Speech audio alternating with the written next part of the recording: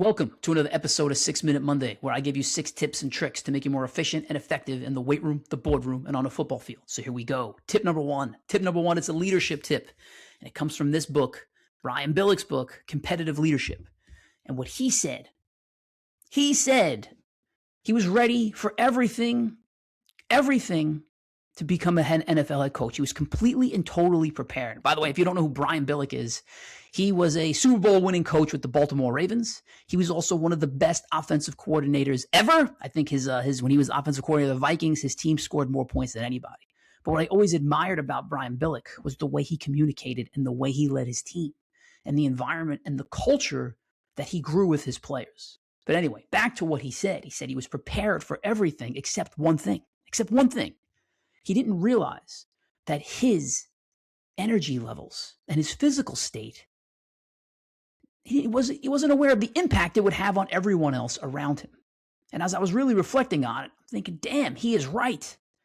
Because the way I look at it, that leader, you need to be the thermostat. You need to be the thermostat. You can't be the thermometer. The thermometer is just responding to the temperature. It's just going to read whatever the temperature of the room is. The thermostat, they're going to be the ones that set the temperature. They're going to be the ones that set the tone for everything. So if you go into a meeting with no energy, no one's going to have energy. If you're on the field or in a boardroom and you're not bringing any passion, no one's going to have any passion. They're never going to bring more than you because you are the leader. You're the one that's supposed to set that thermostat. So true. So this tip within the tip is that if you are a leader, you do have to bring the energy, the passion. You have to set the tone. But it's really hard to do if you're not healthy, if you're not physically fit. And I'm not saying you got to run a triathlon, but if you're not healthy, if you're exhausted, if you have insomnia, if you aren't ready to perform with high energy levels and you're coming in just completely and totally depleted and burnt out, well, guess what? Your team is never going to be as effective as they possibly can be. By the way, quick side story in this book. The next page of the book, he talks about Winston Churchill in World War II.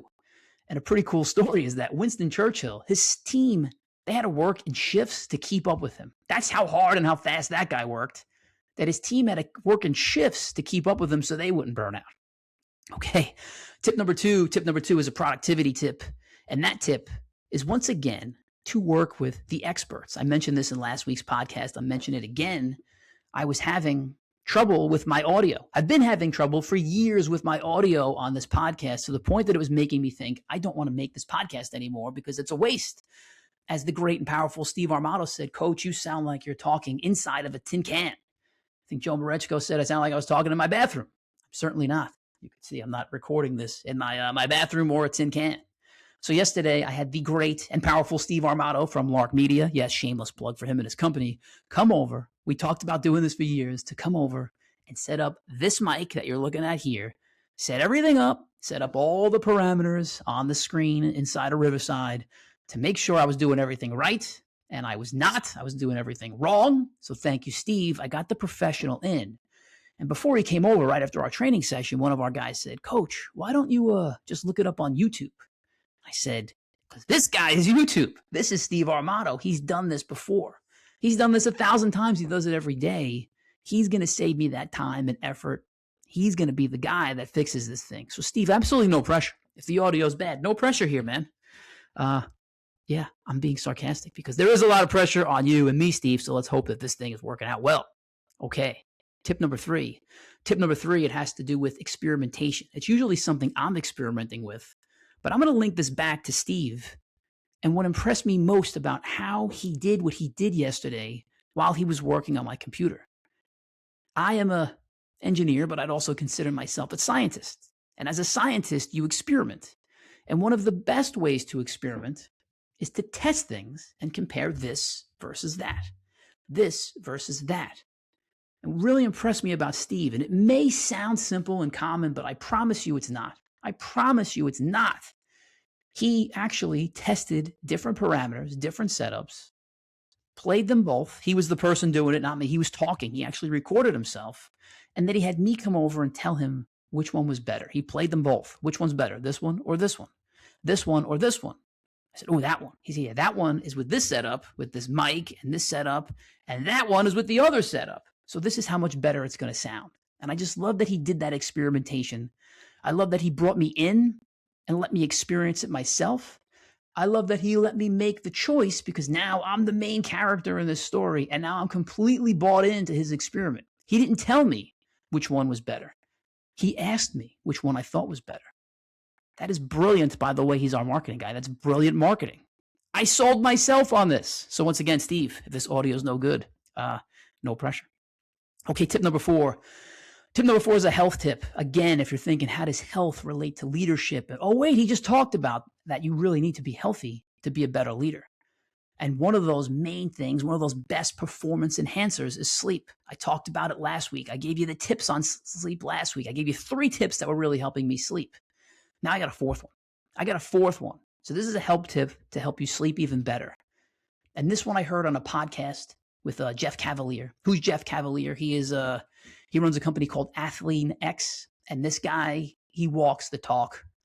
He looks the part. He's completely and totally shredded. Like if you had a fake body with muscles and all ripped, that's what it would look like. It's him. Like if you AI'd it or CGI'd it, this guy actually looks like this in real life. He's highly intelligent, great communicator, great coach.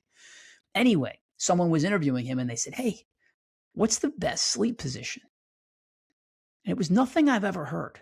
He said, yeah, the best sleep position is to lay flat on your back with your hands behind your head. I said, what? How is that the best sleep position? And what he said made total sense. He said, all day now, people are sitting. If you're sitting in that chair position all day, and then you go sleep in that chair position all day, you're putting this great impingement on your hips. And I'm like, yeah, that's me. I'm sitting all in the chair all day. Then I'm going to sleep in the same position. He's right. So I've done this for the last 2 days, or at least when I'm trying to fall asleep, I will lay flat on my back, hands behind my head. Why hands behind my head? Well, what it's doing is it's expanding my chest, which has now been caved in all day from sitting at a computer and typing. Now I'm working in the opposite position. So it's almost like getting a natural stress. And his other point was, while you're sleeping, if you're working at a desk, you're probably going to move, you're going to look around, you might get up to go to the bathroom, get a drink of water, go walk your dog. But if you're sleeping well, it could be 6 to 8 hours of being in the same position. So if I'm in the same sitting position for 8 hours, that's worse than doing that while I'm actually sitting at a computer. So, damn, he was so right. So now, in just 2 days from doing this, I feel completely different in terms of my hips, my back, my chest, my neck. All that stuff is going away just from at least trying when I'm starting to lay down like this, just do some deep breathing. Maybe if my arms get tired, I'll put them at my side, but I lay flat. And that is really counteracting that constant impingement that I'm putting on my hips all day. So Jeff, thank you. So with the tips from last week and the tips from this week, I am feeling completely and totally better. I shouldn't say completely. I still have my pains. I have my aches. My lat is still not 100%, but it's getting better every day. And this is really improving my sleep. Today, I actually slept like a full 8 hours. Couldn't believe it. I don't know the last time I've done that. Couldn't tell you the last time I've done it. Okay, tip number 5, something that I've been reading that's moved me. This is going to sound weird. It's going to sound weird. It's a 1988 comic book of Batman. Coach, this isn't weird. You talk about Batman all the time. You're right, but this is not what I read. In the back of the book, I'm going to hold it up for you so you can see it. In the back of the book, there is an ad. They're trying to sell subscriptions to Batman comics. In the back of the book. And in the back of the book, it says, which type of person are you? Type 1, type 2, or type 3? Type 1 is a cautious consumer. You look before you leap. You read all the washing instructions on clothing labels. You do not remove pillow tags that say, do not remove under the penalty of law. If you're this type of person, we'll send you one comic. We'll send you one comic for $2. Don't worry, you're not diving into the pool, you're just dipping your toe in the water, if you're that type of person. Or are you type 2? Are you type 2 type of person? The adventurous type. You don't look before crossing the street. You believe hang gliding is a great way to relax. If you're this type of person, we want to send you a yearly subscription of comic books for, what's the cost back? This is from 1988, by the way. $26. It's not that much money, but $26. That's type 2. And then type 3. Type 3 is doesn't believe in Santa Claus, doesn't believe in the Easter Bunny, doesn't believe in the Tooth Fairy, believes clip-on bow ties will be the next fashion range. And then it says for type 3, there's no hope. There's no hope for type 3. He doesn't live in the real world, but if he is smart, he will consider becoming type 1 or type 2. Why am I telling you this? Because to me, this is awesome. This is sick marketing. It's almost, and I think about this every time I'm trying to coach an athlete or do leadership coaching with somebody. I'm trying to coach anybody. There legitimately are those 3 types of people. And it links back to the Surrounded by Idiots book that we talked about a few podcasts ago. It's usually the reds and the yellows, aka if you're in a disc assessment, a D or an I. Those are the ones that are ready to jump right in. Those are the type 2s in this situation. Hey, let's go. I'm ready. Let's just go and do. The type 1s are the ones, they're cautious. Maybe they're the blues. They're going to do some research. They're going to think, and they're like, I'll figure this out. I'm not ready yet, but I'm going to be. Let me just dip my toe in the water. And then the type 3s are usually they're the greens, aka the S's. They're the ones that are like, I'm never doing this. Like, it sounds great, but I'm just not ready to make this change. So what this comic is doing a great job of is not trying to convince the type 3s that they should buy. They're basically saying there's no hope for you. Like, there's literally no hope for you. I'm not going to waste my time and energy trying to help you. I'm going to focus my time and energy on type 2 and type 1. I'm going to focus my time and energy on the right people, my demographic, my market. Now think about this from a marketing perspective, a business perspective. How many times have you tried to get business or approval from people that will never give it to you? You're trying to earn the respect of people that maybe you don't even respect, or maybe they won't respect you. It's just not going to work. It's a lot of effort for no impact. What you should be working on is the type 2s. Those are the people that are ready to dive in. That should be your core. That should be the people that you get the most. And then the fringe would be those type 1s. And for me, the worst thing you can do with a type 1 is try to make them go all in. With a type 1, my technique is 100%. We're going to dip our toe in the water. We're going to see if you like this. Hell, we're going to see if you like it at all. If you don't, I'll give you all your money back. Let's just dip our toe in the water, but at least they got a chance of doing it because they want to a little bit. They're willing to experiment. They're cautious. They're going to dip their toe in the water. Type 2 is going to dive right in. Type 3, waste of time. Every time you keep reaching out to these type 3s, complete and total waste of your time, waste of their time. And then even if you do get them, well, I wouldn't say that. If you get them, I will say this. If you get a type 3, that's the type of person you'll have as a customer for life. But you can't force them into it. You can't rush them into it. And by the way, the trick within the trick here with this type 3, this green, is that by you saying, I can't help you, kind of makes them want you to help them.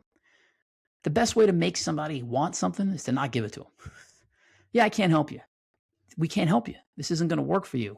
You're not our demographic. Now, what? Don't leave me out of this. I want to be part of it. So that was great. 1988 comic book, Batman DC. I hope this worked for you. I'm sure it did.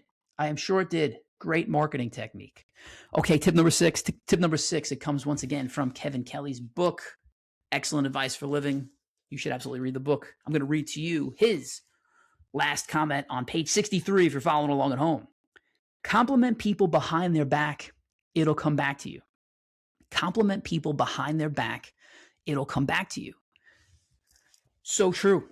Now, there's 2 types of compliments. I'm going to speak selfishly here. There's 2 types of compliments that I love getting the most.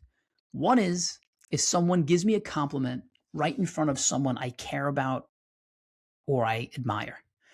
So if someone gives me a compliment in front of my wife, in front of my boss, in front of my parents, wow, that's big.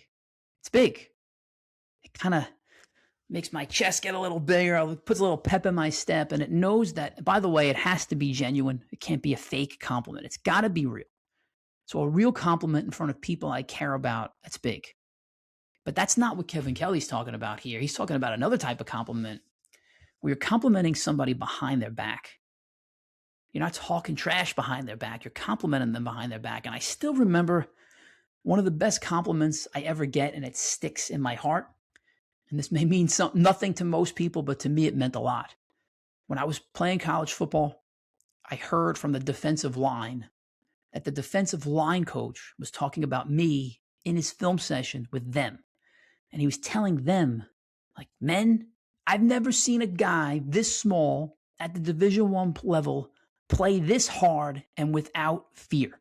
I've never seen anyone have this much, I'll use the word courage, because this is a PG podcast, have this much courage. And he didn't say it to me. He said it to them. And they came back and told me. And the reason I liked it so much is that he didn't have to say it. He wasn't like trying to make me feel better. I wasn't even there. So a lot of times I do believe some of the best compliments are the ones that are made behind your back when you're not there. And it did get back to me. Those guys, they came back and told me. They didn't have to, but they wanted to. Just the way these things work. And now I was indebted to that coach. I still love him. Coach Jeep, Coach Carliglio. I love the guy because he said that. I also loved him because he brought insane energy to every single practice. Like, talk about setting the thermostat. This was the guy. Every single practice. It was like, he was like supercharged every single practice, made every practice sick. But I'm indebted to him for doing that. So take that tip from Kevin Kelly. Compliment somebody behind their back because it will get back to them. Okay. If you do not care at all about advanced training, about what we do on Saturdays, then you can shut this podcast off right now. Go take one of these tips, go and do something with it, and go attack your Monday. But if you do care, if you want to stick around, we're going to talk about our Freak of the Week. Freak of the Week stands for fearless, relentless, energized, authentic, and keeper. Again, that's fearless, relentless, energized, authentic, and keeper. And this week's Freak of the Week is, once again, Joe Deradita. Why is he Freak of the Week? I mean, one time he got it for bringing a radio and a microphone because he certainly brings the energy. He brings the energy. But this week, he was relentless. We did, in my mind, a really tough tag team challenge. It was scorched earth. What that means is that the ground is so dry that our toys, our sleds, they're not moving. The sliders aren't moving. It was just dry as dry could be. And what we had them do was an event that was the entire width of a football field. That's 53 1/3 yards for those that are counting. And it was scorched earth. It was the entire width of the football field, and the length was half of a football field. So it was basically a 50 by 50 box that these guys had to work in. And it was hard. And what we were doing was, it was called tag out. So I'm going to go as far as I can. I have to push myself on a slider 50 yards. Then I'm going to sprint about 15 yards over to a prowler with 160 pounds on it. And then I'm going to push that prowler 50 yards. Then I'm going to go to another set of sliders and slide 50 yards. And then I'm going to carry a farmer's walk with 145 pounds on it, another 50 yards. And it was a tag team event because I'm going to go as far as I can. When I can't go anymore, I'm just going to tag somebody out. And then I tag somebody out and they come in for me, and then they go and they pick up where I left off. Now, why was Joe the Freak of the Week? Because in not one but two of the events during this tag team match, he killed it. He hit the prowler and he completely and totally obliterated it like it wasn't there. Boom! I mean, it was almost like it wasn't a scorched earth day. Killed it. And then he's the closer on the farmer's walk. He picks it up and he sprints with it like he's holding a loaf of bread. Like this big guy is sprinting as if he's not even holding the farmer's walk in his hand. He completely and totally killed it. His team completely and totally kills the event again. So the New World Order has won like 8 times in a row. The Old World Order, it's really embarrassing, probably like 6 times in a row for those of you that are really following along on this. But Joe Deradita, awesome work, really sick performance. Very inspirational because I believe he's also the oldest guy in advanced training, aside from me. And he's killing it. Came back from some injuries, recovered over the winter. And that was awe-inspiring seeing him run with that thing. It was like, okay, quote unquote, old man, way to set the tone, Joe. Way to set the tone. All right, people, this officially wraps up this podcast. Go attack your Monday.